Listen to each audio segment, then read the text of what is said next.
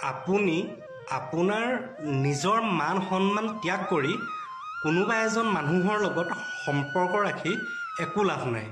কিয়নো যিটো সম্পৰ্কত আপোনাৰ কোনো মূল্যই নাই, তেনে সম্পৰ্কৰ পৰা আপুনি আঁতৰি অহাই বহুগুণে ভাল।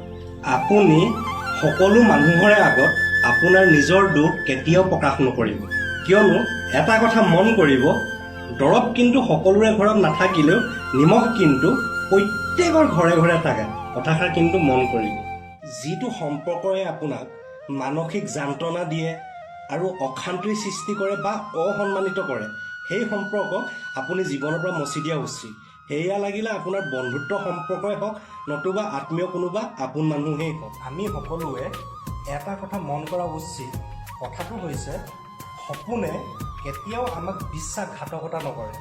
বিশ্বাসঘাতকতা কৰে আমাক সেই সপোন দেখুওৱা মানুহজনৰ নিজকে শক্তিশালী কৰি তুলিবলৈ দুটা শক্তি বৰ প্ৰয়োজন বুলি ভাবোঁ। এক নম্বৰতে হৈছে যিকোনো কথা সহ্য কৰিব পৰা শক্তি, আৰু 2 নম্বৰটো হৈছে সকলোৰে মনৰ ভাৱবোৰ বুজি পাব পৰা শক্তি। হয় নাই বাৰু কথাষাৰ? আপোনাক কমেণ্ট কৰি জনাব। সময়ৰ লগে লগে আমি কিছুমান পৰিস্থিতিৰ সৈতে অপমান পাবলৈও শিকিব লাগে, কাৰণ সেই অপমানে মাথো আপোনাক কষ্ট দিবলৈকে নিশিকায়, নিজৰ জীৱনটোকো সলনি কৰিবলৈ শিকায় কিছুমান সম্পৰ্কৰ পৰা।